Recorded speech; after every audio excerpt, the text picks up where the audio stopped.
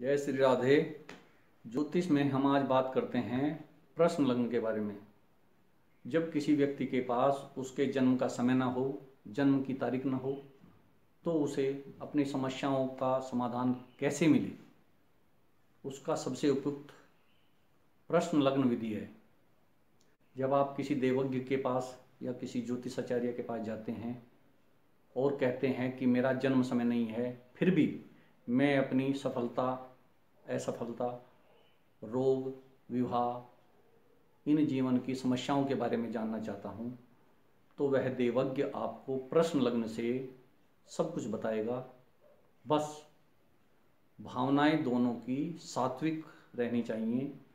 प्रश्न लग्न का निर्माण करते हुए उस लग्न को और उन ग्रहों को स्थापित करते हुए शुद्ध सात्विक भाव से फलादेश करे तो सब जानकारी सत्य सिद्ध हुई।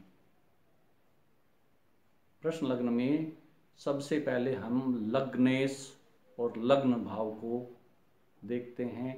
उसमें जो प्रश्न किया जाता है उसे कार्येश कहते हैं।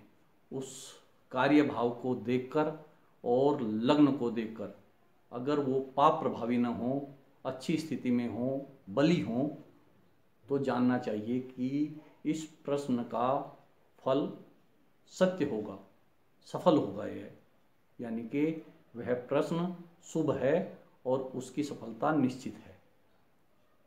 इसमें चंद्रमा की स्थिति भी देखनी चाहिए कि वह केंद्र भाव में हो, 6, 8, 12 में विराजमान न हो और लग्न और कार्येश पर कोई भी पाप ग्रह की दृष्टि न हो।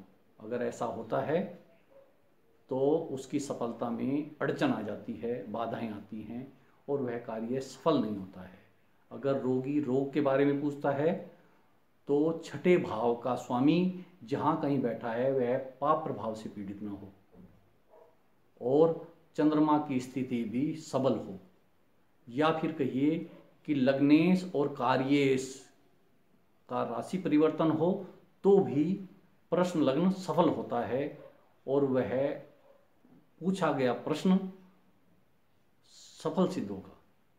इस तरह से प्रश्न लग्न का निर्माण होता है और बिना जन्म के भी आप जान सकते हैं कि हमारी सफलता, हमारे जीवन में सुख दुख आदि कब तक है और कितनी हमें सफलता मिलेगी। यह सब जानकारी प्रश्न लग्न से आरूढ़ लग्न प्राप्त करके बनाया जाता है।